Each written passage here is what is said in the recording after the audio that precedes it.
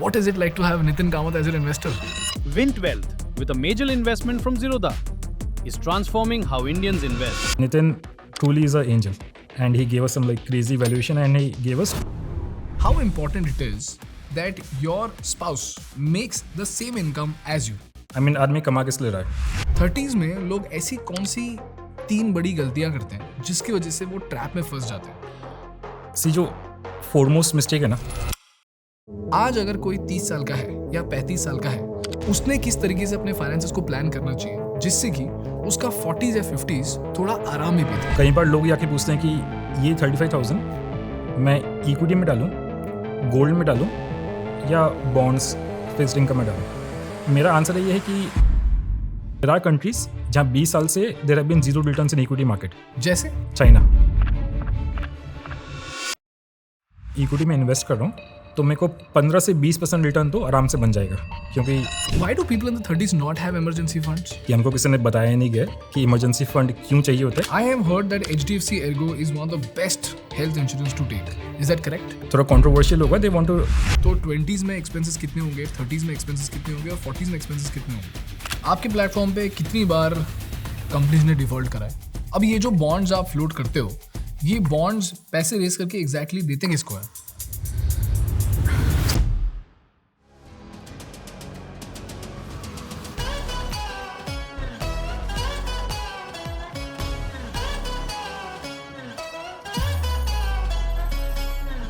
दोस्तों, ये चैनल ज़ेरोधा और थिंक स्कूल का एक जॉइंट इनिशिएटिव है जिसके माध्यम से हम भारत को वर्ल्ड क्लास बिजनेस और गवर्नेंस केस स्टडीज पढ़ाना चाहते हैं।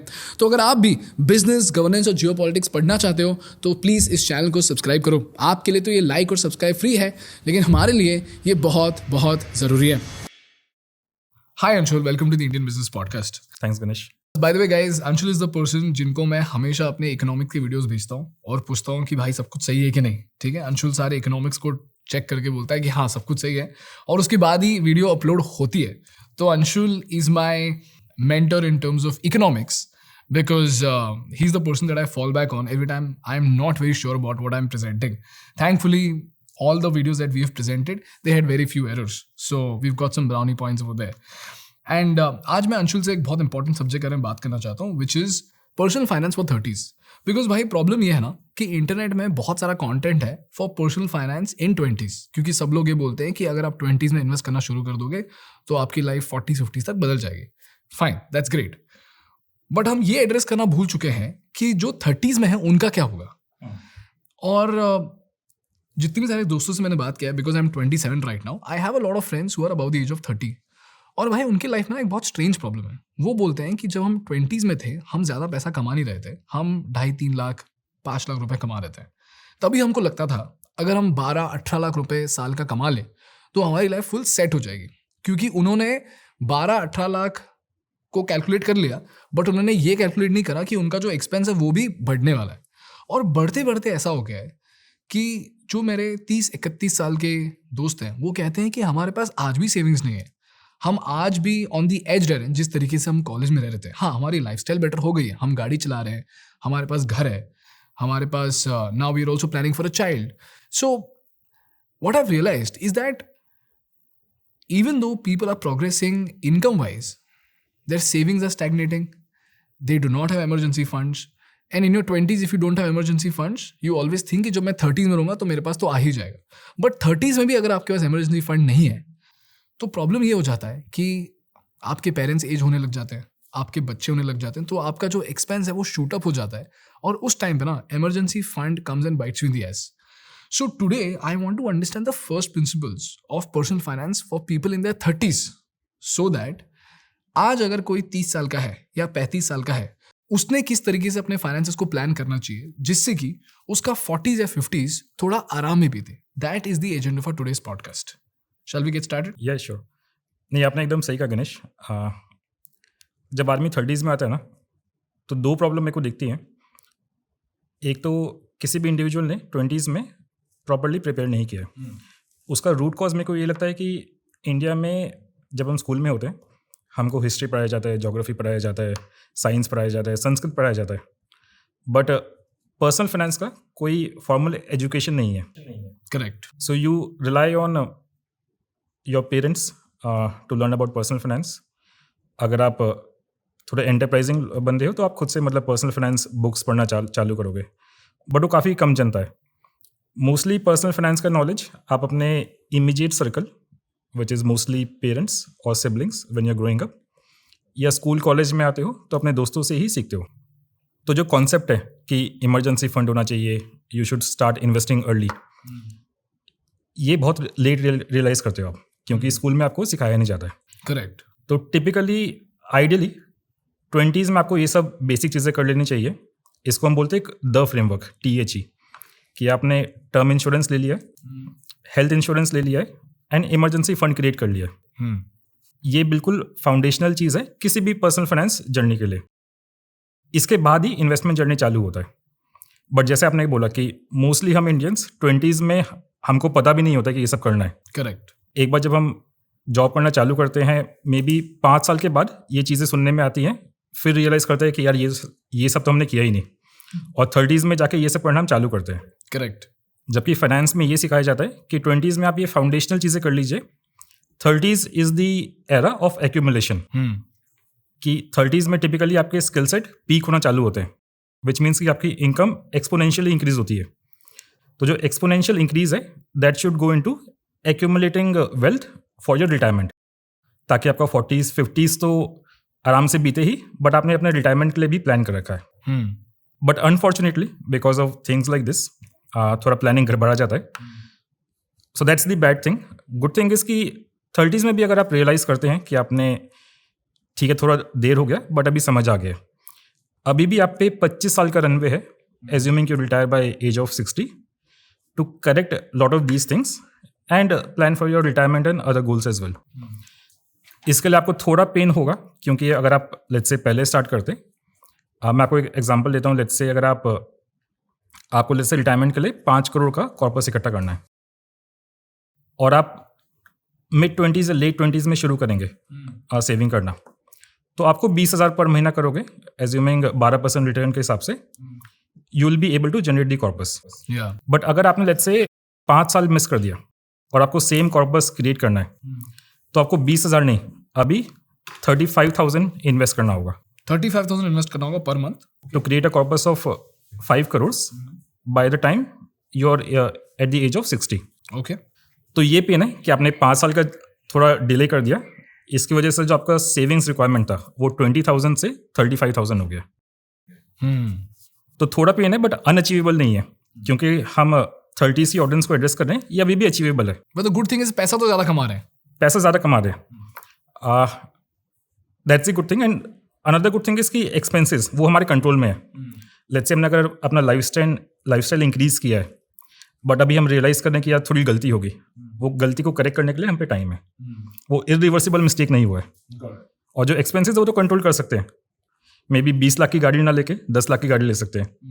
50,000 का फ्लैट ना लेके मंथली रेंट 40 वाले में रह लेंगे. बट वो जो गलती हुई है उसको करेक्ट करने का भी काफ़ी टाइम है. Got it.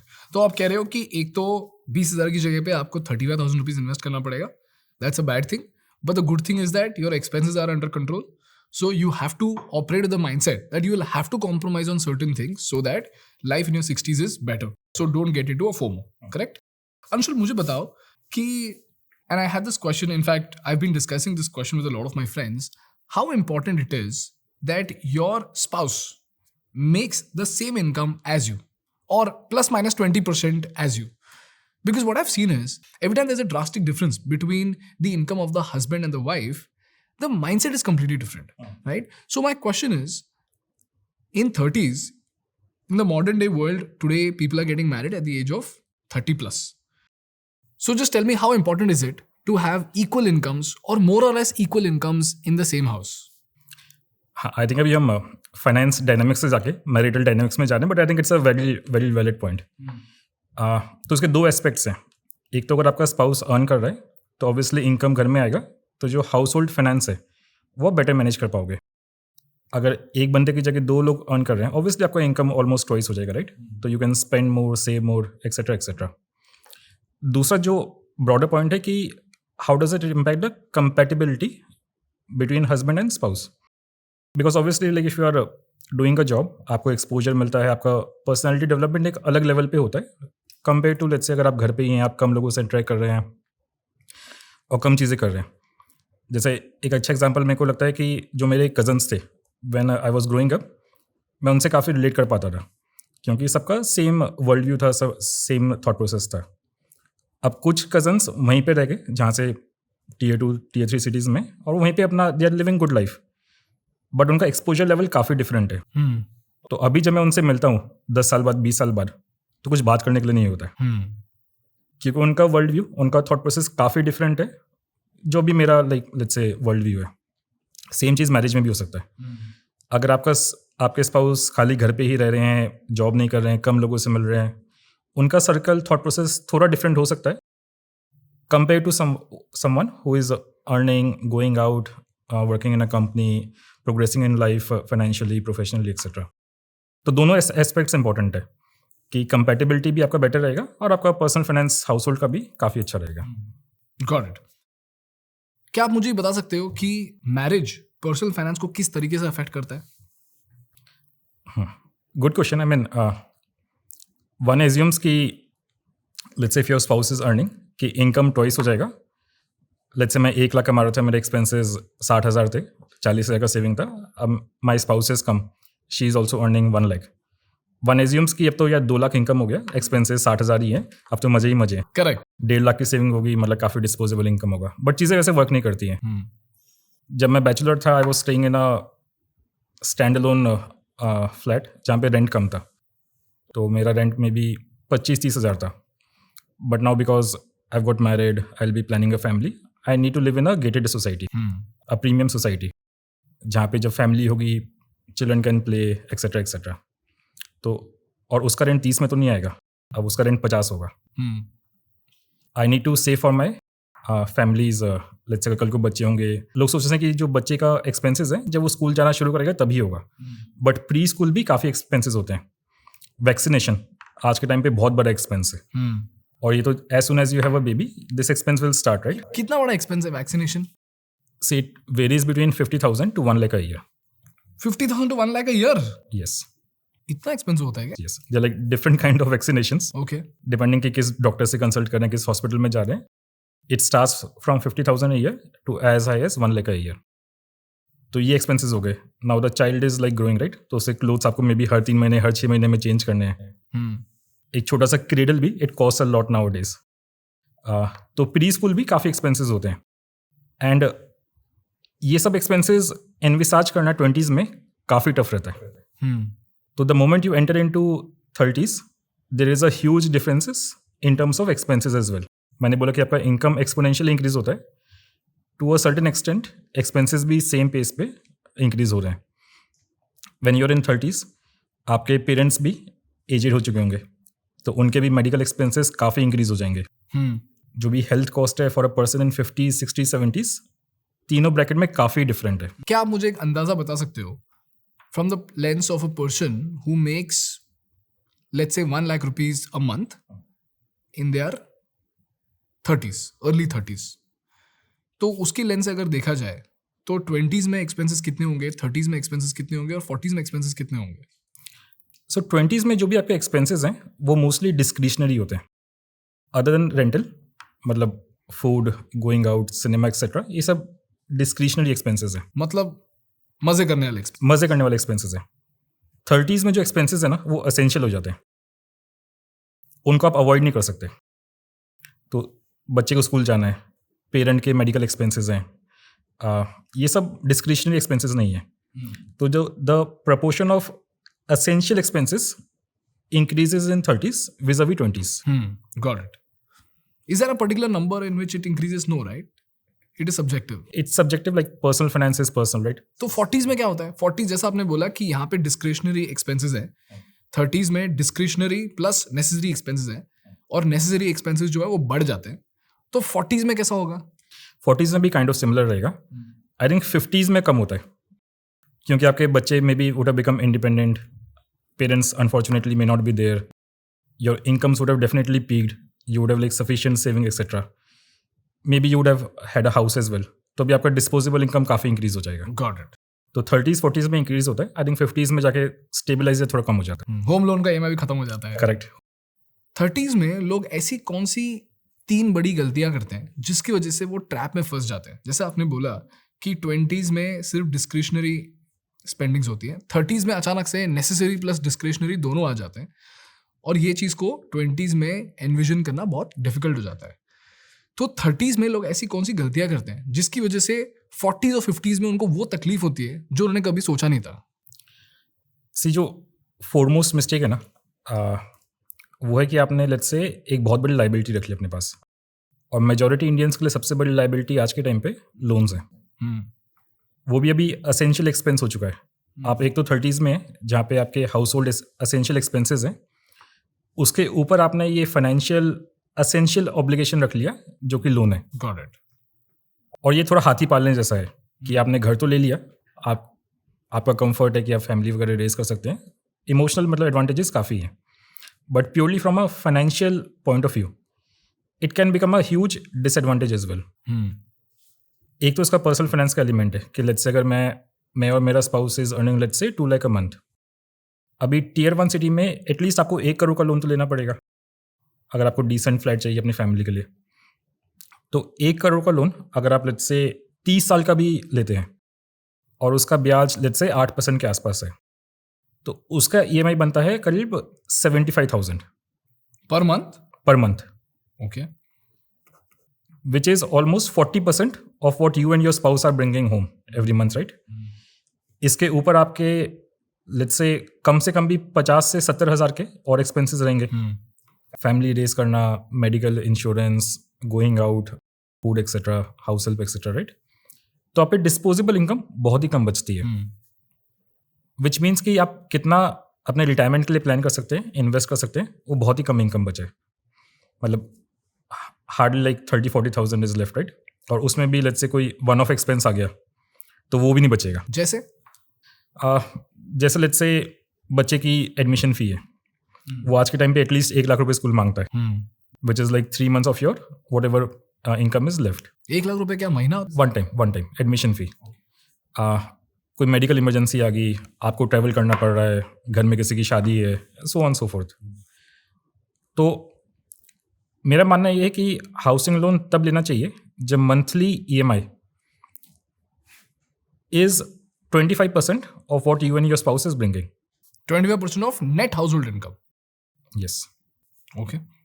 तो अगर आपका 1 करोड़ का लोन है और आपको 75,000 EMI पे करना है, तो आपका household income should be at least 3 lakh, ताकि there is enough buffer for these one off expenses and you can properly save invest for your future as well.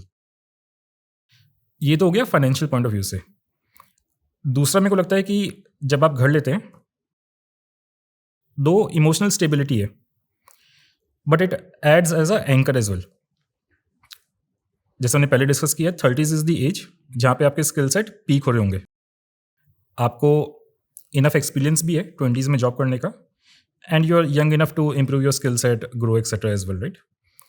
तो अगर आप उस घर से बंध जाएंगे तो it can act as a anchor in the progress of your financial career. Let's say मैं बैंगलोर में रहता हूँ, मैंने अभी साउथ बैंगलोर में लेट्स से JP नगर में फ्लैट ले लिया, और अभी मैं वहीं काम कर रहा था, तो इसलिए मैंने वहीं पे फ्लैट लिया। अब मेरे को इंदिरा नगर में अच्छी जॉब अपॉर्चुनिटी मिल रही है, वो कंपनी अच्छी है, हाइक अच्छा मिल रहा है, बट मेरे माइंड में अब मेरे को ट्रेड ऑफ करना है कि यार मैंने घर तो JP नगर में ले रखा है, वो कंपनी इंदिरा नगर में है, डिस्टेंस काफ़ी ज़्यादा है, कैसे चलेगा? डेली में 1.5 घंटा 2 घंटा कैसे ट्रैवल करूँगा? तो now it is acting as a anchor in my financial decision making. ये तो सेम सिटी में, अब लेट्स से बॉम्बे में अच्छी अपॉर्चुनिटी मिल रही है तो घर तो बैंगलोर में, कैसे स्विच करो? नहीं कर सकते। करेक्ट। तो ये भी एक इम्पॉर्टेंट वेरिएबल है when you are buying a home, कि it can act as a anchor, क्योंकि आपने डिसाइड नहीं किया कि मेरे को लाइफ लॉन्ग JP नगर में ही रहना है। अभी तो आप करियर में प्रोग्रेस कर रहे हो, अपॉर्चुनिटीज़ कहीं भी आ सकती हैं, within city multiple locations में, within country multiple cities में, even outside country. Correct. But आपने अगर घर ले लिया, वो आपने हाथी पाल लिया है। और यहाँ पे ना लोग यूजुअली ये आर्ग्यू करते हैं, हाँ तो ठीक है ना, खुद के घर को रेंट पे चढ़ा के हम किसी और घर में रह लेंगे, बट मैंने देखा है कि ये एक्चुअली लोग करते नहीं है। करेक्ट। क्योंकि ये इतना बड़ा इमोशनल एंकर होता है कि खुद के घर में रहना, कि वो कभी एक रेंटेड घर में शिफ्ट होने के लिए ना उनमें एक बहुत बड़ा इनर्शिया होता है। और आपने घर इसलिए लिया था ना कि आपको स्टेबिलिटी चाहिए था, आपको अपनी फैमिली वहाँ पे रेस करनी थी। अगर आपको रेंटेड घर में रहना है तो आप घर ही मत लेते। और मैंने ये भी देखा है कि जो संक कॉस्ट होता है वो भी बहुत ज्यादा होता है। करेक्ट। कि अगर कोई खुद के घर में खर्चा कर रहा है इंटीरियर पे, तो वो दबा के खर्चा करेगा। मतलब अगर रेंटेड घर में 2-3 लाख का खर्चा करेगा तो खुद के घर में 20-30 लाख का खर्चा करेगा, तो वो 5x 10x का डिफरेंस होता है। क्योंकि जब आप घर खरीदते हैं आप ये नहीं सोचते कि मैं 3 साल बाद मेरे को शायद मूव आउट करना पड़े। करेक्ट। तो इसी माइंडसेट से ले रहे हैं कि यार 10 साल 20 साल मेरे को फैमिली यहीं रेस करना है। दूसरा एक और इंटरेस्टिंग चीज़ है which I have noticed is कि typically in 20s 30s every 5 years आपका जो इनकम स्लैब है वो it shifts by 10 lakh on average. Okay, जैसे कि एग्जांपल दे दो मुझे। लेट्स से आपने जॉब चालू करी, आप लेट्स से 10 लाख पर एनएम का आपका पैकेज है। Typically in 20s 30s your rate of increase in salary is steep.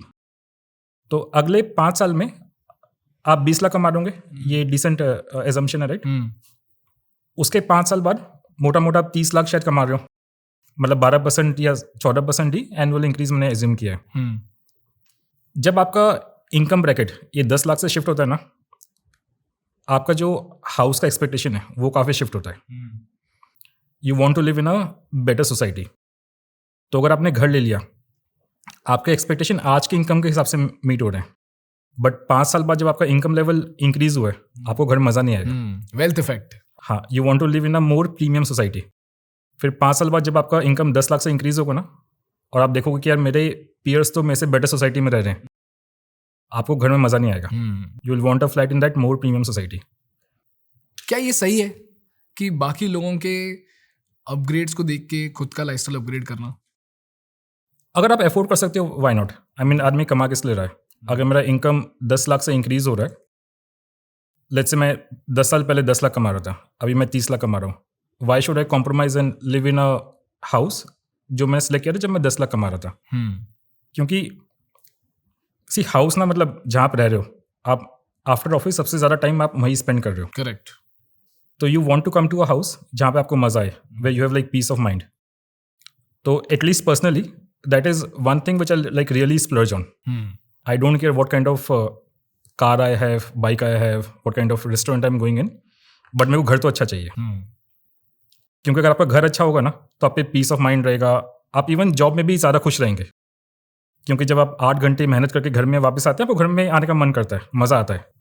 But अगर आप ऐसी सोसाइटी में आ रहे हैं जहाँ कोई ना कोई दिक्कत है, आज यहाँ से पानी लीक हो रहा है, यहाँ कुछ हो रहा है, आपका पूरा माइंड स्पेस उसी में लगा रहेगा। करेक्ट।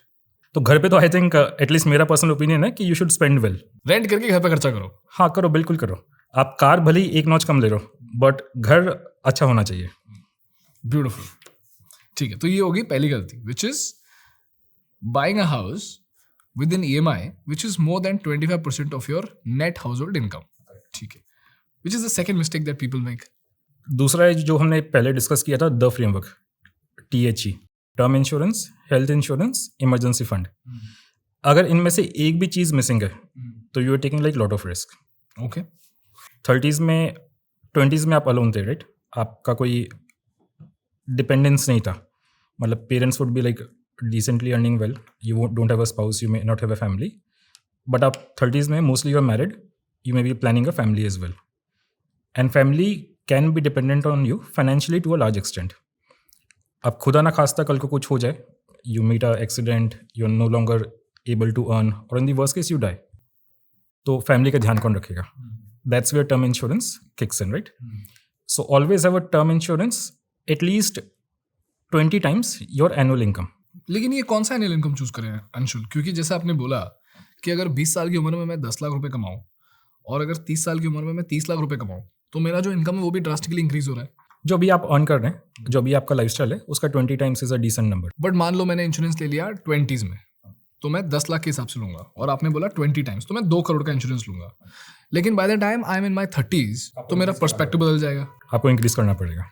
तो आप बोल रहे हो कि तो फिर ये जो इंक्रीज करने का जो इंटरवल है ये क्या होना चाहिए? हर 5 साल में करना? हर 5 साल में आप रिकैलिब्रेट कर सकते हो कि आज के मेरे लाइफस्टाइल के हिसाब से कितने मेरे पे डिपेंडेंस है उसके हिसाब से आपको इंक्रीज या डिक्रीज करना पड़ेगा। इसका कोई फॉर्मूला है जिस तरीके से हम पता कर सकते हैं कि टर्म इंश्योरेंस किस तरीके से लेना चाहिए? क्योंकि किसी किसी का फैमिली ऑफ 5 होता है,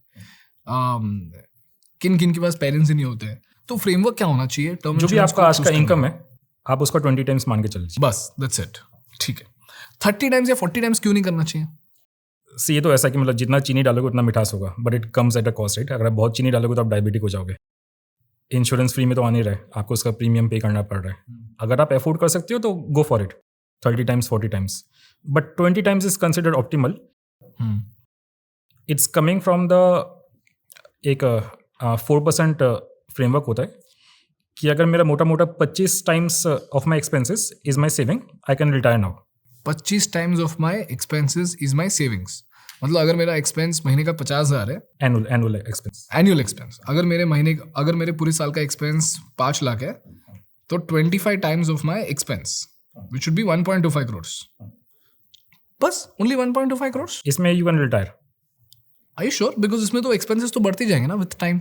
तो इसमें एज्यूम किया गया कि आप 4% of your portfolio you will utilize each year for your expenses and your portfolio is growing let's say by 10-12%।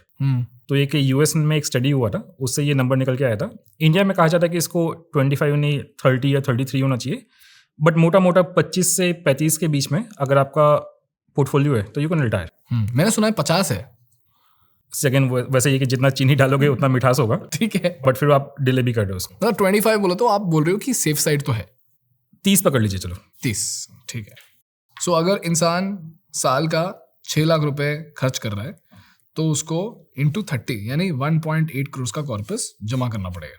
हाँ, एडिशनली जो भी अगर आपके कोई वन टाइम एक्सपेंसेस हैं, जो चंकी गोल्स हैं, वो इसमें इंक्लूडेड नहीं है। Got it. और ये जो हमने अज्यूम किया है 1.8 करोड़, इसमें अजम्पशन ये है कि इन्फ्लेशन कितना है? इन्फ्लेशन इंडिया का एज्यूम किया गया है 4 से 6% के बीच में इंडिया का इन्फ्लेशन रहता है, तो इसके बेस पे ये नंबर आया है। और आपका पोर्टफोलियो ग्रो कर रहा है 10 से 12% पे। ठीक है, तो टर्म इंश्योरेंस का हमने समराइज कर दिया कि it is 20 times of your annual income. Okay, दूसरा है health insurance.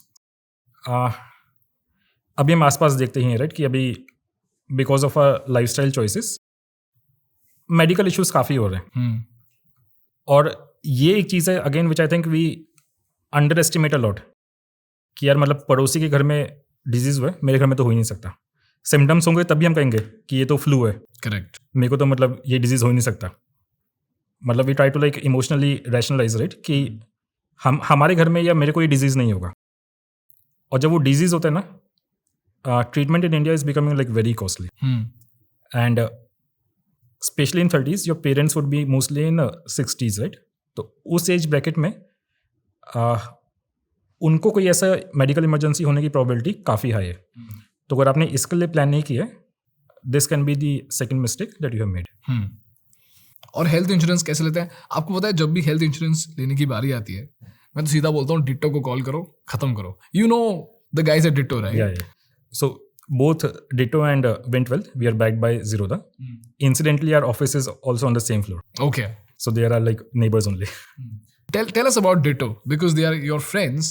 Tell us about Ditto and because they are my friends and I know that they are 100% ethical. I promote them all the time. Tell me about Ditto and why should people trust Ditto? So health insurance typically has been a push product. कि अगर आप Google पे आपने एक बार search किया कि health insurance का premium कितना है, कोई वेबसाइट आएगी, वो आपसे डिटेल्स लेगी, phone number, email, and they will start bombarding you right कि हमसे इंश्योरेंस लो, ये है वो है, फलाना ढिमकाना है।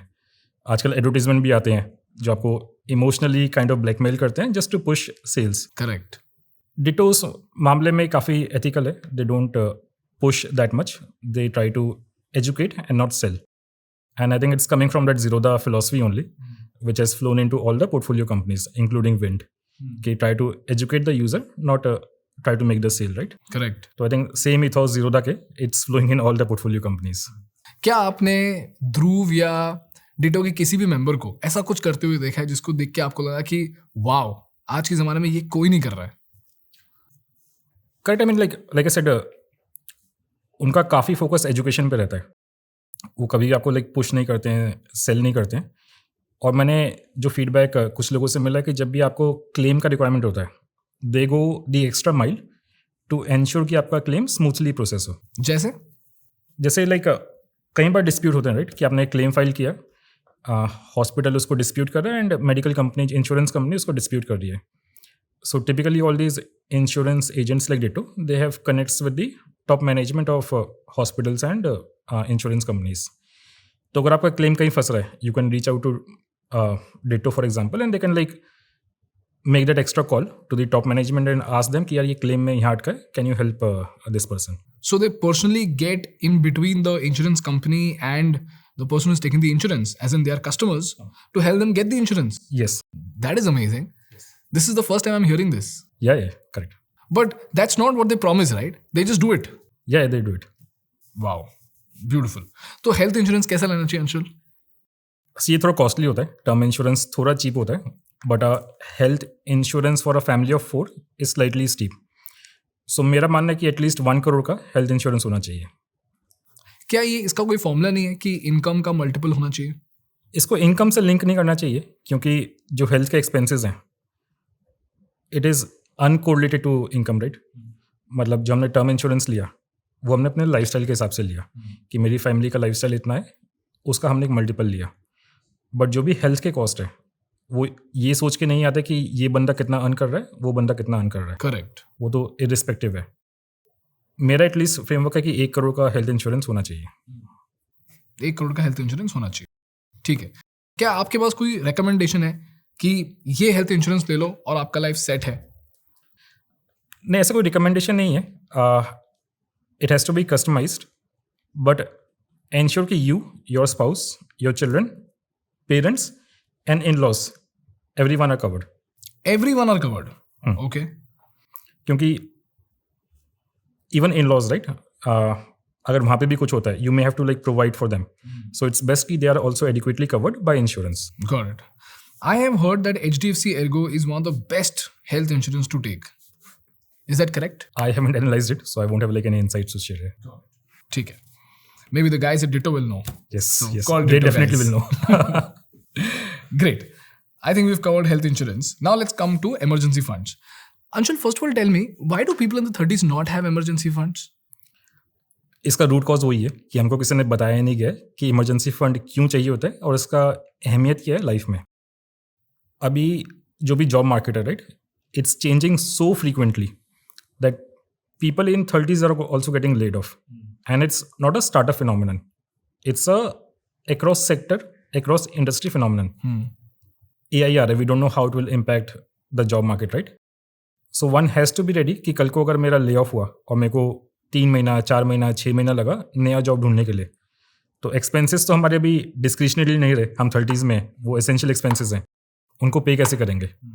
That's where something like emergency fund comes in to picture कि मेरे पे 6 महीने, 9 महीने, 12 महीने का रनवे है विच आई कैन यूटिलाइज, और मेरे को पैनिक होने की ज़रूरत नहीं पड़ेगी. I can dip in to that in such a scenario. दूसरा है कि भले ही मैंने हेल्थ इंश्योरेंस लिया है और वो कैशलेस, कहने के लिए कैशलेस इंश्योरेंस है, बट जब भी मेडिकल इमरजेंसी आती है उसमें each minute is extremely critical. तो आपने लेट्स से किसी इमरजेंसी में आप हॉस्पिटल गए, आपने बोला ये मेरा इंश्योरेंस है, वो पहले कंपनी से चेक करेगा कि ये डिजीज़ कवर होगा या नहीं होगा, and it can take some time, it can take 1 hour, 2 hour, 3 hour, 4 hour, but तब clock is ticking, each minute is important right. So आपको 4 घंटे वेस्ट करने का आप पे लग्जरी नहीं है. बेटर ये होगा कि यू से या तुम कंपनी से चेक बाद में कर लेना, ये रहे 2 लाख रुपए सिक्योरिटी, इसको लो एंड ट्रीट द पेशेंट. तो लॉट ऑफ पीपल से कि यार मेरे पे मेडिकल इंश्योरेंस है, मेडिकल इमरजेंसी आएगी तो क्या हो गया, मेरे पे तो कैशलेस इंश्योरेंस है, वो मैं सबमिट करूँगा और ट्रीटमेंट हो जाएगा, बट प्रैक्टिकली वैसे वर्क नहीं करता है. ये एक्चुअली मैंने कभी सोचा ही नहीं था, और ये मेरे साथ हो चुका है, इसलिए I am coming from a personal experience. जैसे can you tell us the story if you don't mind? So my father had some surgery. I submitted insurance claim. It was a cashless insurance of 25 lakh. But you need to get a confirmation from the insurance company कि okay cashless है, this treatment is covered. Go ahead and treat the customer, patient. But it can take up to 4 hours or even longer in some cases. तो उस case में I had to deposit cash with the hospital to start the treatment. तो आप cash कहाँ से लाएंगे अगर आपको एकदम से चाहिए? That's where emergency fund comes into picture. Got it. And you were able to deposit the cash. Yes. And that's when you understood that this was a big problem. Yes. And that's the role of emergency funds. Got it. कि it should be available instantly. Emergency fund ऐसा नहीं कि मेरे को कल मिलेगा. वो emergency ऐसा नहीं बता के आएगी कि मैं कल आने वाली हूँ. वो तो एकदम से आएगी, राइट? तो इमरजेंसी फंड चूज करने के लिए don't compromise here. It should be highly liquid, highly safe. So what you're saying is emergency fund should not lie in the stock market. It should lie in your bank account. Only bank account. Only bank account. Nothing jazzy here, nothing fancy here. Don't say कि मेरे को FD 6% दे रहा है but यहाँ मेरे को 8, 9, 10% मिल जाएगा. FD ही best instrument है इमरजेंसी फंड के लिए क्योंकि हाईली लिक्विड है. You can do UPI, instantly पैसा आ जाएगा. एंड But FD में भी प्रॉब्लम ये है ना ब्रो कि लॉक इन होता है. लॉक इन होता है बट उसका पेनल्टी ये है कि आपको इंटरेस्ट कम मिलेगा. आपको मिल तो इंस्टेंटली जाएगा. हो सकता है 6% की जगह आपको 4% इंटरेस्ट मिले. बट वही मैं कह रहा हूँ कि इमरजेंसी फंड में returns is not the aim. Safety and liquidity are the only parameters. Got it. And how much emergency fund should I have? 6 to 12 months is considered the thumb rule. Whatever are your monthly expenses, minimum 6 months up to 12 months is considered the optimal. So this is based on expense and not income. Yeah. Okay. ठीक है. क्योंकि कभी कभी ऐसा भी हो जाता है ना कि लोग जो 5-6 लाख रुपए कमा रहे हैं उनके 12 महीने का अगर आप बोल दो कि आपका जो 12 महीने का इनकम है वो आपके पास होना चाहिए तो फिर 60 लाख रुपीस तो इनका इमरजेंसी फंड में रह जाएगा. 5-6 लाख आप मंथली इनकम करें. Monthly income. हाँ, उतना रिक्वायरमेंट नहीं है. I think 6 months of expenses are more than 6 to 12 months are more than enough of expenses. तीसरी गलती क्या करते हैं अंशुल? तीसरी गलती है कि आप रिटायरमेंट के लिए प्लान नहीं कर रहे हैं. जो मोस्टली आपका आई थिंक सबसे one of the most important life goal है, राइट? लाइक जनरेशनली हमने देखा है कि टिपिकली पेरेंट्स एज्यूम करते हैं कि हमारे बच्चे हैं, they will take care. Maybe पुरानी जनरेशन के लिए it was obvious assumption to make, but I don't think we should make that assumption. World is changing pretty fast, right? Your children can go abroad, settle there. You can't be dependent on them for the 20 to 30 years of your life, which is post 60. Typical 80 to 90 years is the longevity assumed. तो 60 साल की as में you will stop earning. उसके बाद भी 20 से 30 साल का आपका लाइफ है. You should not be dependent on any third party for 1/3 of your life. That third party may be your children as well. So you need to plan. आप 30s में आप पे 25 साल का रनवे है उसको प्लान करने के लिए. तो आज से ही वो प्लान करना चालू कीजिए. Have your investment in equity, bond, gold, whatever is the investment asset allocation you want to keep, but start planning. अगर आपने 30s में प्लान नहीं किया ना, 40s will be too late.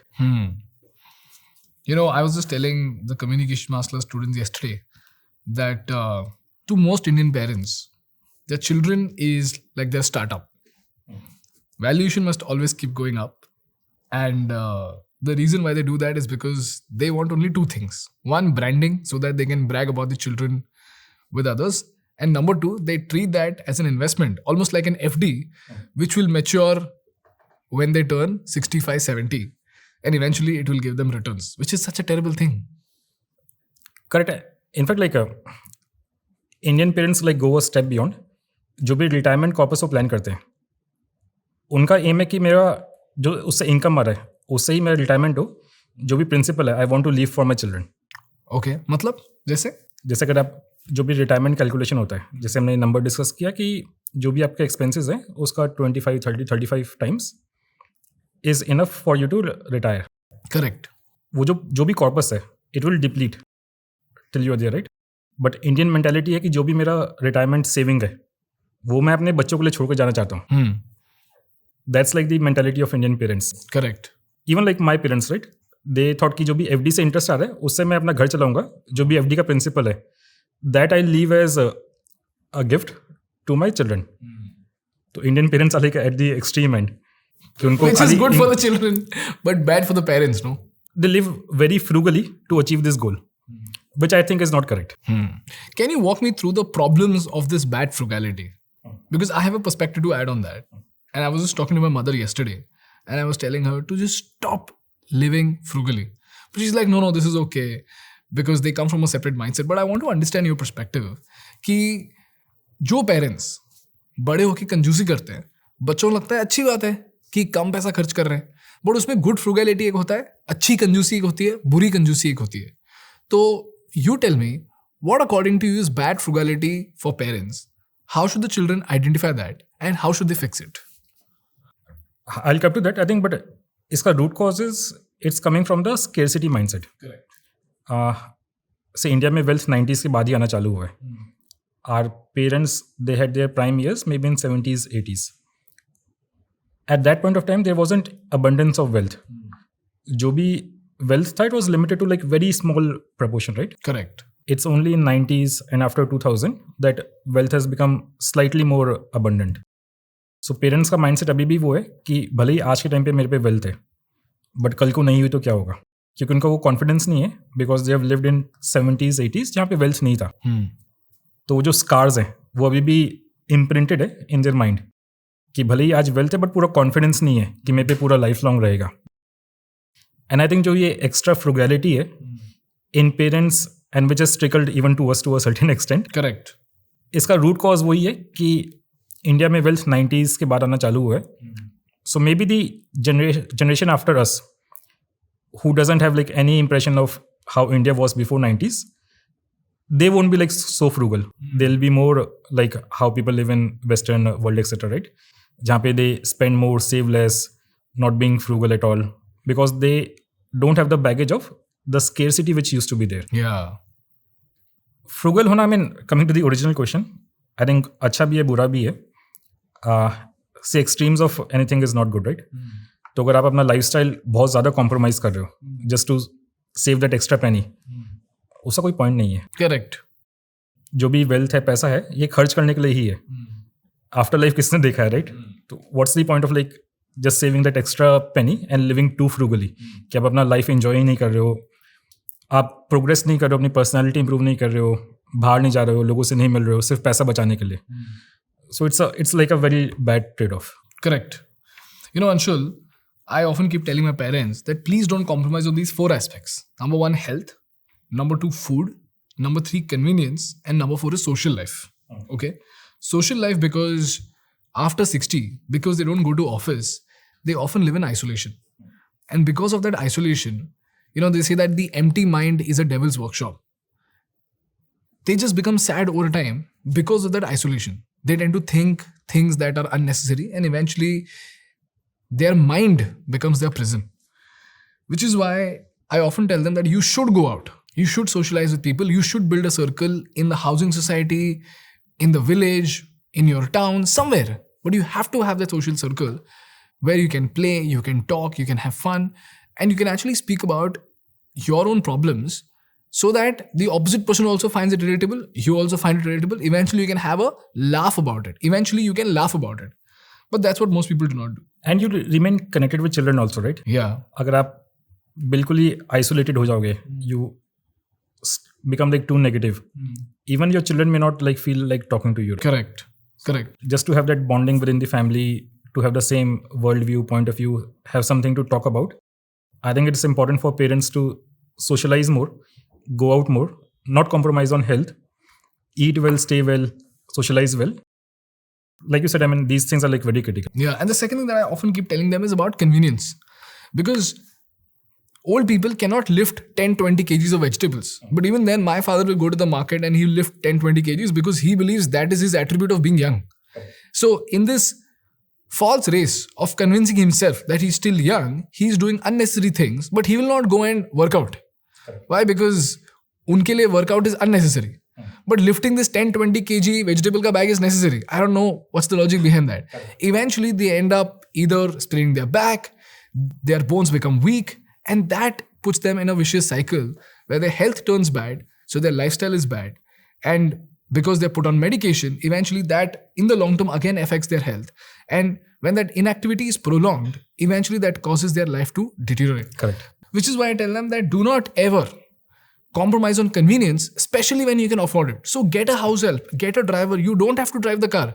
My father, even today, drives the car. Why? Because the one question that he asks is, if I get hold of a driver, he can very well afford it. But if I get hold of a driver and he sits down for 10 hours and I don't utilize him, what will happen? I said, that's none of your business. But it's for that one time where you have to travel for a very long distance that you require a driver. In fact, if you have a driver, you will find a reason to go out. Correct. But वो भी वो नहीं करते हैं. Then I have realized that they also end up compromising on food. That they won't buy extra virgin olive oil. They will buy refined oil. Thankfully, my parents don't do that now. And they have this false notion that protein unnecessary hai, protein se kyun peena hai. So I have started to educate them a lot. And I've started to tell them about how your bones will get weaker, how your health will go for a toss. And they often stick to their so-called cultural habits of eating rice thrice a day. Because I come from a South Indian family. South Indian families just eat rice 3 times a day, भाई. और वो जो दोपहर को खाते हैं ना वो लोग खाना, तो दोपहर को पहले दाल चावल खाएंगे, फिर रसम चावल खाएंगे, फिर दही चावल खाएंगे. दिन में सेम मील में नहीं, दोपहर को चावल चावल चावल. प्रोटीन है ही नहीं. और क्योंकि हम वेजिटेरियन हैं, प्रोटीन है ही नहीं भाई. पनीर कभी हफ्ते में एक आध बार, क्योंकि 10 साल पहले भी हमारे घर में हफ्ते में एक बार ही पनीर बनता था, क्योंकि पनीर वॉज अ लग्जरी. आज भी पनीर हफ्ते में एक बार ही बनता है. So I often keep telling them that with your increase in per capita income, with your increase in age, your lifestyle needs to improve. But the lifestyle is still the same and the health deteriorates, and then that puts them in a terrible state. And the last thing that I often tell them is that you have to think seriously about health. So, health, food, convenience, social life. My question is, have you managed to convince your parents to upgrade? If yes, how did you do it? Please tell me. Unfortunately, no. No. I lost my father like a few years back. Okay. My mother is still stuck in that circle. Okay. She'll spend most of her time listening to, like, watching religious content, etc. It's very difficult to change the mindset because आपने जो 60-70 साल में सीखा है उसको उसके बाद अगर आप चेंज करने का ट्राई करेंगे, it's very difficult. Even like biologically these are some of the things which have been like deeply ingrained, right? उसका कैसे रिवर्स करोगे उस एज में बहुत टफ है. तो क्या करें? What is the solution? I'm sure this is a $1 million question. Yeah, it's a जिसका million आंसर सब लोग dollar. ढूंढ रहे हैं. Yeah, correct. तो क्या करना चाहिए भाई? नहीं, ट्राई कर सकते हैं आप, और क्या कर सकते हैं. ठीक है. मैंने See, जितने it's भी लोगों से पूछा है ना, हाँ. उन्होंने मेरे को बस यही बोला है, ट्राई करते रहो, इसके आगे कुछ नहीं कर सकते. सी जो चीज़ है ना कि आफ्टर रिटायरमेंट, जब हम रिटायरमेंट के लिए प्लान कर रहे हैं फाइनेंशियली, रिटायर होने के बाद हम सोशली क्या करेंगे वो भी उतना ही इक्वली इम्पोर्टेंट क्वेश्चन है. और स्पेशली जो मूवमेंट है, fire movement, financially independent, retire early, तो लोग फाइनेंशियली प्लान करते हैं कि लेट्स से हमारा 25 टाइम्स 30 टाइम्स 35 टाइम्स कॉर्पस हो जाएगा तो मैं रिटायर कर लूँगा. बट तुम 45 साल की एज में रिटायर हो गए, उसके बाद क्या करोगे? करेक्ट. वो प्लान करना भी इक्वली इंपॉर्टेंट है. Is there a hobby you have which can engage you? Do you want to work part time somewhere? You want to travel? Retire होके करोगे क्या? You should not become like socially irrelevant. You are no longer contributing to anything, right? क्योंकि empty mind is a devil's workshop. तो financially plan करना important है, but post retirement socially आप क्या करोगे, how will you keep your self engaged, वो भी I think equally important है. और उसके लिए क्या करना है, अगर आपको ये समझना है तो आप विंट वेल्थ के यूट्यूब चैनल पर जाके अमीर लोगों की कहानियां सुन सकते हैं जो लोग जल्दी रिटायर होकर लाइफ में चिल कर रहे हैं. कैसे चिल करते हैं ये आपको विंट वेल्थ के यूट्यूब चैनल से सीखने को मिलेगा. See, financially independent is a concept like I really like, but I don't relate with the RE part of FIRE, retire early. True. I want to like work for as long as like I can physically, mentally work, right? Maybe it's also coming because I enjoy my work. A lot of people with whom I speak, थोड़ा controversial होगा, they want to retire early because they are not enjoying the work they are doing. Correct. They see it as work, which is like mentally exhausting. अगर आप वैसे देखोगे तो obviously you'll feel drained, right? Yeah. But if you are enjoying your work, वो mentally draining नहीं लगता है. Correct. You should like feel like going to office every day. अगर आप में वो feeling है, why do you want to retire early? Correct. तो I think root cause ये नहीं है कि retire early करना है. Maybe you need to change the profession. Got it. Perfect. Anshuman, अभी मुझे बताओ, ये जो 35,000 रुपीज अभी हमने मिस्टेक्स की बात करी, अभी हमारे पास एक पॉइंटर है जिसमें आपने बोला कि 35,000 रुपीज पर मंथ इन्होंने इन्वेस्ट कर दिया तो 60 तक ना इनके पास अच्छा खासा कॉर्पस आ जाएगा. तो मुझे बताओ, ये जो 35,000 रुपीज है, इसका इन्वेस्टमेंट ब्रेकअप क्या होना चाहिए? हाँ, again $1 million question because $1 million is what we are aiming for as the corpus. Correct. Corpus का एम क्या, पहले वो कॉन्टेक्स्ट सेट कर देते हैं. 35,000 रुपीज पर मंथ इन्वेस्ट करना है. अगर आप 35,000 पर मंथ इन्वेस्ट कर रहे हैं और 25 साल तक इन्वेस्ट कर रहे हैं और आपका रेट ऑफ रिटर्न 12% के आसपास तक का है, you will end up somewhere close to 5 CR. Okay Anshul, 35,000 rupees per month, 25 years का investment, 12% year on year return, 12% compound annual growth rate and 5 crore का कॉर्पस हम अचीव कर सकते हैं. अब हम थे उस टॉपिक पे जहां पे हमने ये पूछा कि 35,000 रुपीज पर मंथ जो है इसका ब्रेकअप क्या होना चाहिए. कई बार लोग ये आके पूछते हैं कि ये 35,000 मैं इक्विटी में डालूं, गोल्ड में डालूं या बॉन्ड्स फिक्स्ड इनकम में डालूं. मेरा आंसर ये है कि ये म्यूचुअली एक्सक्लूसिव चीज़ें नहीं है. जब आप पर्सनल फाइनेंस का पोर्टफोलियो क्रिएट कर रहे हैं, it's like you are making a thali for yourself at a buffet. अगर आप बुफे में जाते हैं, आप ये नहीं कहते कि मैं खाली आज दाल ही खाऊंगा या खाली आज चावल खाऊंगा. यू क्रिएट अ थाली. अब थाली में रोटी सब्जी दाल चावल सब कुछ होगा, थोड़ा चाट मसाला भी होगा, स्टार्टर्स भी होंगे, डेजर्ट्स भी होंगे. तो similarly when you are constructing a personal finance portfolio, think of it, you are making a thali for your self. Correct. अब थाली में जो आपके स्टेपल्स हैं वो है आपका इक्विटी, फिक्स्ड इनकम जिसमें एफडीज, बॉन्ड्स आ गए, commodity, gold and real estate. ये 4 स्टेपल्स हैं. एक सेकंड, इसका लिस्ट मंगाता हूँ. Equity, gold, real estate and fixed income. And fixed income में एफडीज एंड बॉन्ड्स. अब इसका जो प्रपोर्शन है, personal finance is personal, right, सबका अपना अपना एसेट एलोकेशन रहेगा. बट मोटा मोटा जो फ्रेमवर्क कहा जाता है वो ये है कि जो भी आपका एज है उसको 100 से सब्ट्रैक्ट कर लीजिए. ओके. और मान लो मेरा 27 एज है तो मैंने 100 से सब्ट्रैक्ट कर लिया तो 73 हो गया. हाँ, उतना एलोकेशन मोटा मोटा इक्विटी में आप कर सकते हैं. 73%. ओके. इसका रीज़न ये है कि जो भी इक्विटी में इन्वेस्टमेंट होता है वो लॉन्ग टर्म के लिए करना होता है. अगर आपके ऐसे कोई गोल है जो आपको 5 साल में अचीव करना है, आप वो पैसा इक्विटी में मत डालिए. जब आप यंग होते हैं, आपके जो भी गोल्स हैं, एक्सपेंसेस हैं, वो लॉन्ग ड्यूरेशन में रहते हैं. तो इसलिए you can have a higher allocation towards equity. और इक्विटी रिटर्न अच्छा देता है, मतलब से 12, 13, 14% देता है. बट वो तब देता है जब आप उसको पेशेंटली इन्वेस्ट करके रखते हैं, उसमें से आप विड्रॉ नहीं करते.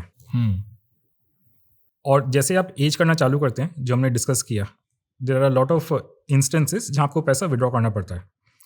तो उस विड्रॉल के लिए आपको बफर बिल्ड करना पड़ता है. वो आपको नॉन इक्विटी एसेट क्लासेस से मिलेगा. करेक्ट. इसलिए एज यू एज जो आपका इक्विटी एलोकेशन है वो कम होना चाहिए. Got it. जब आप यंग है, have higher allocation towards equity, but as you age keep reducing that equity allocation and keep moving it to fixed income, bonds, gold, etc. etc. Every 5 years, every 10 years? 5 years I think is a decent. तो every 5 years मतलब मान लो अगर मैं 25 साल का हूँ तो 75% of my corpus मैं डालूंगा इक्विटी में. लेकिन अगर मैं 30 साल का हो गया तो मैं 75% को रेगुलेट करके 70% कर दूंगा. करेक्ट. ठीक है. अब इक्विटी में मेरा मानना ये है कि आप म्यूचुअल फंड में ही डालिए. Stock picking is a very tough thing to do. SEBI ने इतना अच्छा फ्रेमवर्क बनाया है इक्विटी म्यूचुअल फंड्स का, जहाँ पे by having a 1% expense ratio mutual funds managers will do the stock picking. तो जो भी इक्विटी डिप्लॉयमेंट है, आप म्यूचुअल फंड में इन्वेस्ट कीजिए, mutual fund manager will do the allocation. Keep majority of this allocation in large cap and some allocation in small and mid cap. Got it. इसमें एक अभी मिसकंसेप्शन लोगों में होता है कि अगर मैं इक्विटी में इन्वेस्ट कर रहा हूँ तो मेरे को 15 से 20% रिटर्न तो आराम से बन जाएगा, क्योंकि मे बी उन्होंने किसी दोस्त को देखा है जिसने 15% ब्रैग किया कि मैंने 20% रिटर्न बनाया है. बट अगर एक ऐसा फ्रेंड है जिसने 20% बनाया है, मे बी 3 ऐसे लोग भी होंगे जिन्होंने खाली 10% बनाया है, 12 बनाया है, एक तो लॉस में ही होगा पक्के से. मैं ही था भाई वो लॉस वाला. तो जो आपका रिटर्न एक्सपेक्टेशन है इक्विटी में, वो आप 12 से 14 के बीच में रखिए. आप ये मत एज्यूम कीजिए कि इक्विटी में आपको 20% मिलेगा. इसका एक फंडामेंटल रीज़न है कि जो भी लॉन्ग टर्म में इक्विटी का रिटर्न डिलीवर होता है, इट मिरर्स उस कंट्री का nominal GDP growth rate. Correct. Can you explain this with an example? Yes. India is growing in the range of 6 to 7%. That's real GDP growth rate, which means adjusting for inflation. इसमें nominal return deliver करने के लिए आपको inflation add करना होता है. India का inflation by design will remain in the range of 2 to 6%. इसको 4% या 5% हम अगर एवरेज कर भी लें तो इंडिया का जो नॉमिनल जीडीपी ग्रोथ रेट है वो 11 से 12 के बीच में रहेगा. तो जो भी कंपनीज इंडिया में है वो इंडिया में है, राइट, आउटसाइड तो है नहीं. जिस पेस पे इंडिया ग्रो करेगा ऑन एवरेज कंपनीज भी उसी पेस पे ग्रो करेंगे. ये हो सकता है कि बिकॉज ऑफ सम एफिशिएंसी उनका प्रॉफिट कैन बी 1% हायर. तो इसलिए कहा जाता है कि जो भी कंट्री का नॉमिनल जीडीपी ग्रोथ रेट है उसका 1% here and there will be the return of the equity market. Got it. तो अगर इंडिया ही 11-12 पे ग्रो कर रहा है तो आपका इक्विटी 12 से 14 पे ही ग्रो करेगा for the next years. Historically because India में इन्फ्लेशन ज़्यादा था, इंडिया का नॉमिनल ग्रोथ रेट ज़्यादा था, इक्विटी ने भी ज़्यादा रिटर्न डिलीवर किया है. बट हम इन्वेस्ट अगले 20 साल के लिए कर रहे हैं. पिछले 20 साल में इंडिया का इन्फ्लेशन क्या था उससे वी डोंट केयर. करेक्ट. अगले 20 साल में इंडिया का नॉमिनल ग्रोथ रेट 11% ±1% रहेगा, विच मीन्स कि इक्विटी का रिटर्न 12% ±1-2% हेयर एंड देयर रहेगा. Anshul, I wish you had told me this 3-4 years ago, क्योंकि 3-4 साल पहले ना मैंने एक मस्ती में डीमार्ट के स्टॉक में ज़्यादा पैसा डाल दिया. ठीक है. पाश ने मुझे बोला था, देख ऐसा सब तू डाल मत, क्योंकि that's not how market works. 12-13% return जो है ना वो काफ़ी अच्छा होता है. मैंने बोला नहीं मैं डाल दूंगा, क्योंकि तभी ना मेरे को इतनी समझ थी नहीं. भाई जो मैंने डीमार्ट में पैसे डाले, मैं बताऊंगा ना मैंने कितने डाले, बट मैंने काफ़ी डाले ब्रो. आज तक लॉस में है. आज तक लॉस में है. और क्या हो गया, वो एक स्टॉक मेरा इतना नीचे चला गया ना कि बाद में मेरे जो मेरा पोर्टफोलियो है जो एकदम स्टेडी रेट पे ग्रो कर रहा है, क्योंकि बाद में मैंने सेंसिबली इन्वेस्ट करना शुरू किया, वो एक स्टॉक की वजह से ना मेरा पोर्टफोलियो रेड में ही दिखता था. And this was for about 3 years. ठीक है. तो जिस दोस्त की आप बात कर रहे हो ना जो हमेशा लॉस में होता है, मैं ही था जो हमेशा लॉस में था for 3 years. But that makes so much sense that you have to have your expectation straight. अगर आपने अपने दिमाग में एक डिल्यूजनल एक्सपेक्टेशन रख दिया है कि क्योंकि कोई मल्टी बैगर स्टॉक, तभी बहुत सारे यूट्यूब वीडियो बनते थे ना, आज भी बनते हैं, मल्टी बैगर स्टॉक कैसे देखे. उसके चक्कर में ऐसा हो जाता है कि आपका जो एक्सपेक्टेशन का बेंचमार्क होता है वो सीधा 100% पे ही होता है. और 100% से बेंचमार्क करके आप बोलते हो कि अगर 100% to 100% कोई अगर रिटर्न निकाल रहा है तो मैंने तो कम से कम 20-25% तो निकालना ही चाहिए. और 20-25% बोलना कितना आसान है, करेक्ट, लेकिन पोर्टफोलियो में देखना ऑलमोस्ट इम्पॉसिबल है. इनफैक्ट जब मैंने पार्श को बोला था, एक बार मैंने पार्श को बहुत सैड होकर बोला था कि ब्रो इस साल तो मेरा सिर्फ 20% रिटर्न है. उसने बोला कि bro you have to be happy, 20% is great. And I was like, why is it great? And that's when he actually showed me the analysis, and this was way back. Thankfully, I'm not that stupid now. That he told me that even if you're growing at 12 to 14%, it is great. पर तभी मुझे समझा नहीं कि 12 to 14% exactly बोल क्यों रहा है. और आई एम श्योर उसको भी नहीं पता कि 12 to 14% का मैथ क्या है. जो अब जाके जो आपने बताया, it is very clear that it is actually tied to the economy of the country. You can't just expect 100% return just because you think that particular stock will go up. And it is always important to think fundamentally than to think irrationally about exponential returns, because exponential returns exist, but it's not, you should not bank your investments on those exponential returns. They're always by chance. दूसरा एक और myth है कि equity में like markets हमेशा ऊपर ही जाएंगी. India में जो भी ये 5 करोड़ के आसपास डीमैट होल्डर्स हैं, majority have come after Covid और ड्यूरिंग कोविड. और कोविड के बाद 2020 के बाद 4 साल तक we saw consistent increase in equity market. It's only over the past 1 year कि equity markets have become negative. But even this is a exception. Typically markets are volatile. इसलिए कहा जाता है कि जो भी आपके खर्चे हैं जो लेट्स से 2 साल 3 साल 5 साल में है, आप उसको इक्विटी में डिप्लॉय मत कीजिए. जो हमारा एक्सपेक्टेशन है कि equity market is a straight line, वो हमेशा ऊपर जाएगा, वैसा नहीं होता है. ओके. देयर आर कंट्रीज जहाँ 20 साल से there have been 0 returns in equity market. जैसे चाइना. क्या बात कर रहे हो, 20 साल से 0 return in equity market. Oh shit. Maybe that's why people are investing in real estate and gold, right? Yes. India में मोस्टली ऐसा नहीं होगा. इंडिया में markets will go up, but they can be intervals in between जहाँ पे markets stay at the same level for let's say 1 year, 2 year, 3 year, और markets deliver -10, -20, -30% returns as well. Over long term अगर आप 10 साल के लिए invest करेंगे तो ये मोटा 12 से 13% रिटर्न बन जाना चाहिए. बट उसके लिए आपको पेशेंस एंड टाइम दोनों चाहिए. Got it, understood. तो अगर मान लो मैंने, जैसे आपने बोला, अगर मैं 25 साल का हूँ तो मैंने 70% डाल दिया इक्विटी में, बाकी का जो एसेट एलोकेशन वो कैसे करना चाहिए? सो आई एम एज्यूमिंग कि जो हमारा द फ्रेमवर्क है, आपने term insurance, health insurance, emergency fund create कर रखा है, उसके बाद ही ये जो हम डिस्कस कर रहे हैं वो रिलेवेंट है. करेक्ट. वो नहीं है तो ये सब मीनिंगलेस है. करेक्ट. एज्यूमिंग कि जो हमारे फाउंडेशंस हैं वो इन प्लेस हैं, जो बैलेंस बचता है, आपका गोल्ड का एलोकेशन 5 से 10% पोर्टफोलियो में होना चाहिए. ओके, गोल्ड क्यों इंपॉर्टेंट है? सो गोल्ड के दो वैल्यू प्रपोजिशन है. एक तो है कि इन्वेस्टमेंट रिटर्न्स, बट गोल्ड का मेन रिलेवेंस है it acts as a insurance कि when shit hits the roof, gold तब काम आएगा. And imagine like extreme dire scenarios कि कोई नेचुरल कैलेमिटी हो गया, इंडिया में वॉर हो गया, आपको माइग्रेट करना है इंडिया से, stock market has fallen, there is some attack on let's say demat network in India. तो जो भी आपका गोल्ड होल्डिंग्स है, दैट्स योर इंश्योरेंस कि मेरा at least 5% of my net worth is in physical gold which I can carry. तो काफ़ी लोग कहते हैं कि गोल्ड को खाली आप SGBs गोल्ड ETF में करो. मेरा इसमें थोड़ा कॉन्ट्रेरी व्यू है कि जो भी मेरा गोल्ड का एलोकेशन है, at least half I do in physical gold, क्योंकि गोल्ड को मैं इन्वेस्टमेंट के लिए नहीं देख रहा हूँ, ये मेरा इंश्योरेंस है. तो आपके पास होना चाहिए फिजिकल गोल्ड होना चाहिए. Got it. सम एलोकेशन कि जो भी मेरा लाइफ का नेटवर्थ है, जो भी मैंने बिल्ड किया है, अगर वो ब्लैक स्वॉन इवेंट हो रहा है, मेरे पास कुछ तो हो ताकि मैं अपनी फैमिली को बचा सकूं. और इंश्योरेंस वही होता है, right? So gold is a insurance. Understood. तो 75% इसमें चला गया, मान लो 10% इसमें चला गया, 85% जा remaining should be in fixed income. Obviously, like as you age, your fixed income allocation should increase. But to begin with, like 15-20% allocation for someone in 20s is a decent number. Got it. Fixed income के instruments के बारे में बताओ मुझे please. Fixed income में मतलब traditionally FDs were the only fixed income instrument, right? But now of late, bonds is emerging as a very good alternate to FD. Okay. FD में it's a good instrument for emergency fund, but I think investment के लिए FD is not a that great a product, क्योंकि FD के rates in India अभी State Bank की FD is giving 6.75% return. जो small finance bank है, they are giving maybe around 8% for regular citizens and 25 basis point extra for senior citizen. How much is that? 8%? हाँ, 8% for a normal person like me. If you are a senior citizen you can get maybe get like 8.25 or 8.5.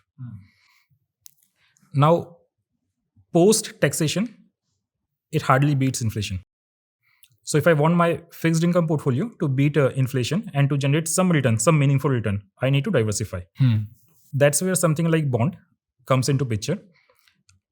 A good A-rated bond can give you somewhere around 11% fixed return, and the bond tenure will be less than 2 years. Now these are listed bonds, which means they're liquid as well. You can place a sell request and within a day the money comes in your bank account. So bonds I think are a good product in the fixed income portion of your portfolio, कि जहाँ पे आपको 10 से 11% fixed return मिल जाएगा, non volatile, decently safe and handsomely beating inflation as well. Got it. अब मुझे बताओ कि विंट वेल्थ जब आपने शुरू किया, आप डील करते हो बॉन्ड मार्केट में, तो पिछले 10 सालों में बॉन्ड मार्केट किस तरीके से चेंज हुआ है कि अब बॉन्ड एक एक्सेसिबल इन्वेस्टमेंट इंस्ट्रूमेंट बन चुका है? क्योंकि मुझे याद है जब मैं अजिंक्य से बात कर रहा था, अजिंक्य ने मुझे बताया कि 10 साल पहले लोगों ने बॉन्ड के बारे में सुना भी नहीं था, और अगर सुना भी होगा तो इन्वेस्ट कर भी नहीं सकते थे. तो पिछले 10 सालों में ऐसा क्या चेंज हो गया? क्योंकि ये इतना नया इन्वेस्टमेंट इंस्ट्रूमेंट है मिडिल क्लास लोगों के लिए स्पेशली, कि 11% सुन के ना थोड़ा अनरियल लगता है कि फिक्स्ड इनकम और 11%, क्योंकि हमने हमेशा फिक्स्ड इनकम के साथ हमेशा 6% 7% फिगर ही सुना है. तो जब मेरे फादर ऐसे फिगर्स के बारे में सुनते हैं ना, तो उनको लगता है कि ये स्कैम है. तो मुझे ये समझाओ कि पिछले 10 सालों में क्या चेंज हुआ है कि बॉन्ड एक एक्सेसिबल इन्वेस्टमेंट इंस्ट्रूमेंट बन गया है. पहले लोग बॉन्ड्स में इन्वेस्ट क्यों नहीं करते थे? हाँ, I will come to that. So Wint Wealth start करने से पहले I was in bond market for maybe 6-7 years. तो वहाँ पे I used to structure bonds for ultra HNIs, family office. So someone like Nitin Kamath would be investing in bond at that point of time. In fact Nitin Kamath का एक interview भी है जिसमें उन्होंने बोला है कि 40% allocation of his portfolio is in fixed income, including bonds. 40%? Yes. He's the top equity broker, right? And 40% of his allocation is in fixed income. So bond हमेशा से एक HNI प्रोडक्ट आता कि अगर बॉन्ड में इन्वेस्ट करना है आपको 1 करोड़ 5 करोड़ 10 करोड़ इन्वेस्ट करना होता था. बट रिटेल इन्वेस्टर के लिए इन्वेस्टमेंट चॉइसेस क्या थी? या तो FD था जहाँ पे 7% रिटर्न मिल रहा है और फेयरली सेफ. दूसरा इक्विटी था जहाँ 12 से 14% रिटर्न मिल रहा है, but it's volatile, it's risky. तो वी थॉट कि यार ये बहुत ही एक्सट्रीम इन्वेस्टमेंट चॉइसेस हैं, they should be a product which can fill this vacuum. So that's where Wintwell started. We co-founded the company in 2020. Zerodha came on board as our equity investor, and we reduced the ticket size to 10,000. How could you reduce the ticket size to 10,000? So bond का ticket size 1 crore होता था क्योंकि it was a HNI product. Offline RMs थे. अगर आप RM आपको ये समझा रहा है, RM मतलब रिलेशनशिप मैनेजर, बैंक्स के RMs थे जो ऑफलाइन मार्केट में who used to sell the products to HNIs. कोई ऐसा लीगल रिक्वायरमेंट नहीं था कि it has to be 1 crore, but because economics ही ऑफलाइन मार्केट में उस टिकट पे ऑपरेट करता था, ticket size by design became 1 CR. तो वी थॉट कि can we have a platform जहाँ पे there are no RMs, we just market the product and generate enough scale and volume so that we are able to bring down the ticket size. Okay. Hence we started with a ticket size of 10,000. जब हमने start किया तो market पूरा unregulated था. Subsequently in 2022 SEBI regulated the market as well. मतलब अगर आप SEBI RBI का कमेंट्री देखेंगे, everyone wants retail participation in bond market same as equity, but वो हो नहीं रहा था. तो that means regulators have also been supportive and SEBI formally approved कि बॉन्ड का टिकट साइज 10 की हो सकता है. पहले रेगुलेशन साइलेंट था, मार्केट का डिज़ाइन था कि 1 करोड़ पे ऑपरेट करेंगे, बट 2022 में सेबी ने फॉर्मल रेगुलेशन लेके आया कि जो बॉन्ड बेचने का बिजनेस है वो उन्होंने रेगुलेट किया एंड सब्सिक्वेंटली बॉन्ड का टिकट साइज भी 10,000 कर दिया. Got it. अब ये जो बॉन्ड्स आप फ्लोट करते हो, ये बॉन्ड्स पैसे रेस करके एग्जैक्टली देते किसको है? So mostly issuers are companies.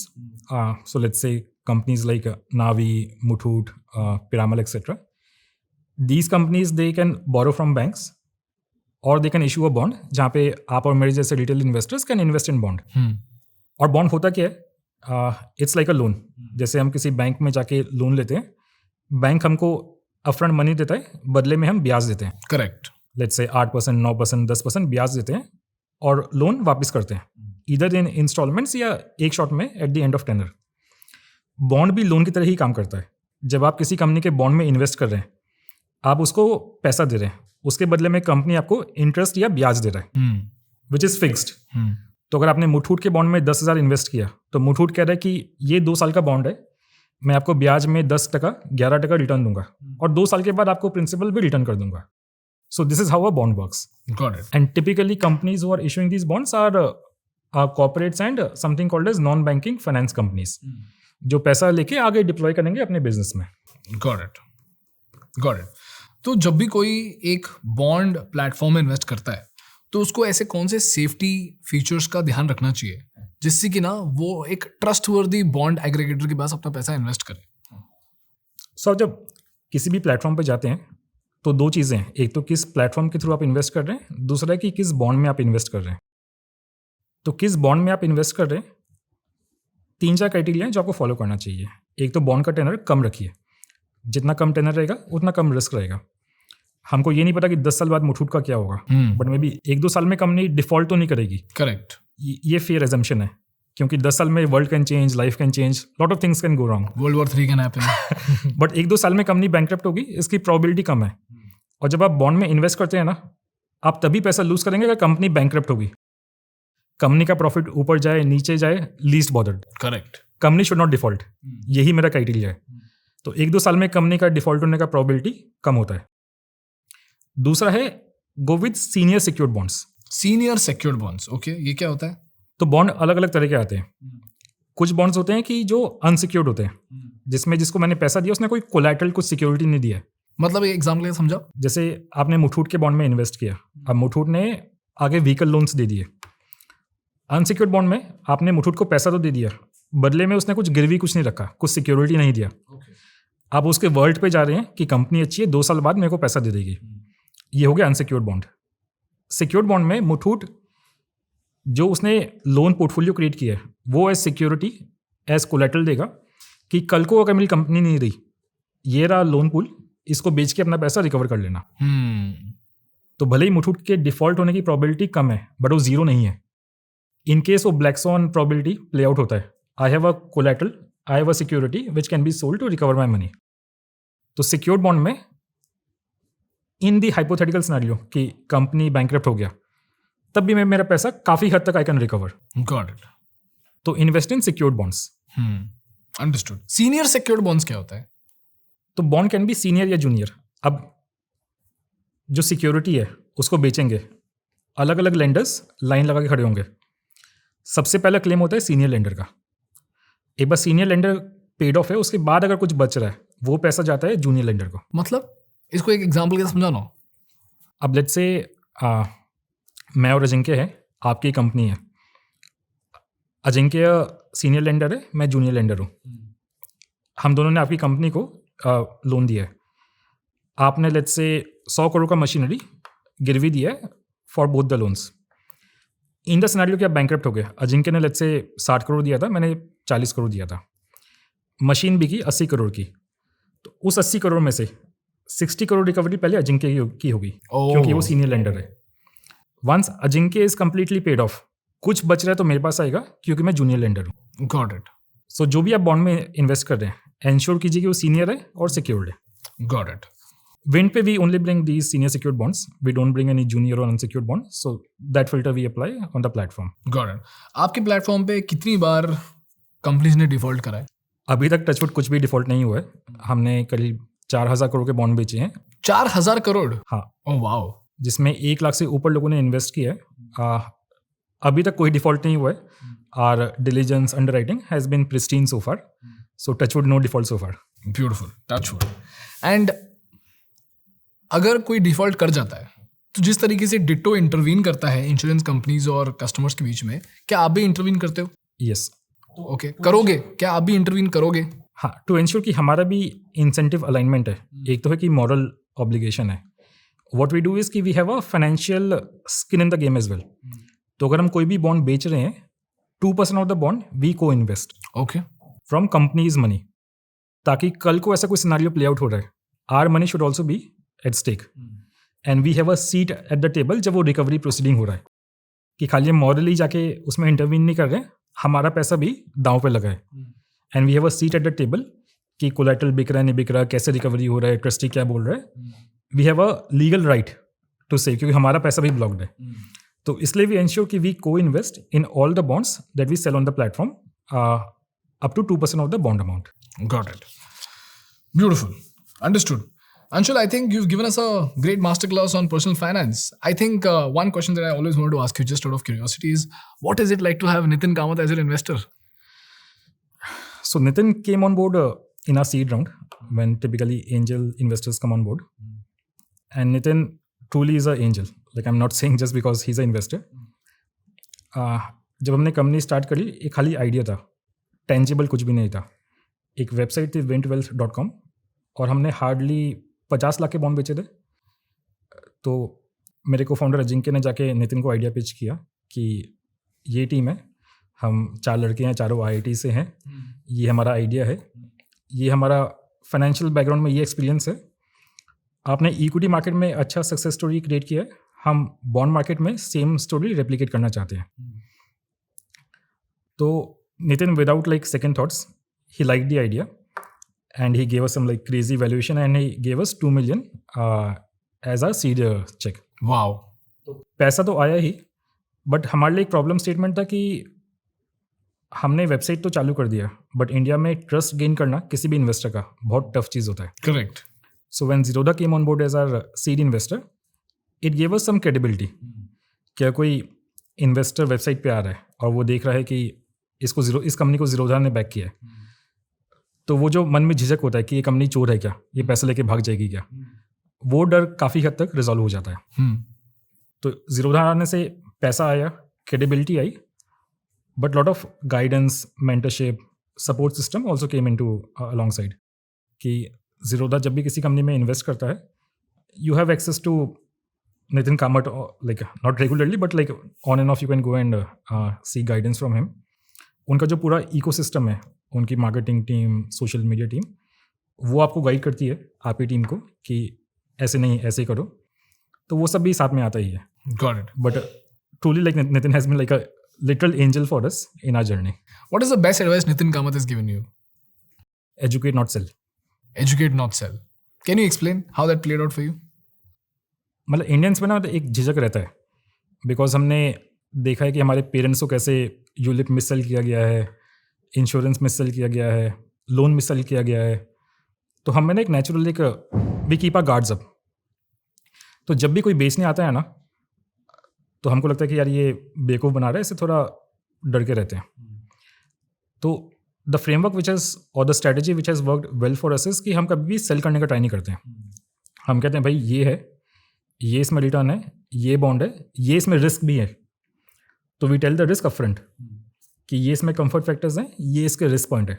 Now you take a call whether you want to invest और नॉट। Got it. मॉरली तो ये अच्छा है ही, but as a business strategy also it has worked well for us. Anshul, मैंने एक चीज देखा है नितिन के साथ, and because this channel is also by the way backed by Zerodha, कि ज़ेरोधा जिस भी कंपनी को बैक करता है, I know about my company, but somehow all those companies are just extra high on ethics. जैसे डिटो के बारे में मैंने आपको बताया कि वो एक्स्ट्रा माइल जाएंगे जस्ट सो दैट वो कुछ गलती ना करे या कभी गलती का हिंट भी ना दे। वो हमेशा सही चीज़ करेंगे, और वो बिजनेस के लिए हमेशा बुरा ही होता है शॉर्ट टर्म में। अगर आप सही चीज़ करने जाओगे, जैसे अगर आपने कस्टमर्स को एजुकेट करना चाहा, उनको बेचना नहीं चाहा, तो स्टार्टिंग में जो आपका पीएनएल है वो बहुत ही खराब दिखेगा। 3-4 साल बाद आपका पीएनएल बेटर होने लग जाएगा, बट स्टार्टिंग के 1-2 साल में अगर आपका कोई कॉम्पिटिटर है जो सिर्फ बेचने में तुला है, तो उसका जो पीएनएल है वो आपसे तो बेटर ही दिखेगा, तो वो आपसे ज़्यादा पैसा कमा लेगा। लेकिन मैंने स्पेसिफिकली देखा है कि नितिन जिन भी कंपनीज को बैक करता है, वो कंपनीज हमेशा लॉन्ग टर्म बेट्स लेती हैं। नंबर 2 एक्स्ट्रा एथिकल होती हैं, एंड नंबर 3 हमेशा क्रिस्टल क्लियर होती है अपनी प्रोपोजिशन को लेकर, चाहे वो होल ट्रूथ हो जाए, चाहे डिटो हो जाए, चाहे विंट हो जाए। तो how does this happen by design?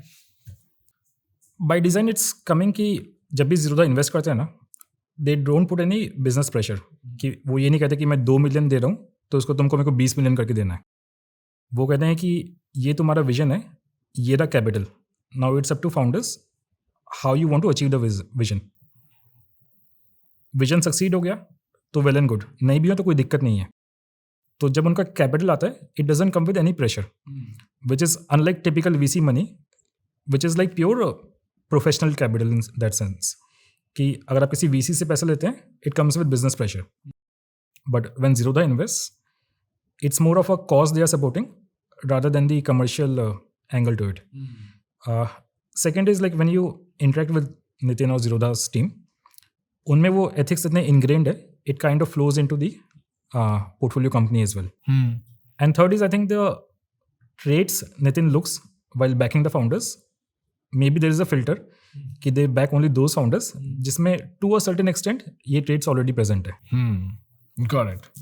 Understood. Thank you so much, Anshul. This has been wonderful. I think I've taken down a lot of notes, and I think so did all the subscribers. We'll also put out trivia so that it becomes easier for people to read. But otherwise, thank you so much, man. This Thanks, was a pleasure. Thanks. Finally, podcast के बहाने हमने मिल तो लिया. Yes, finally. Thank you so much.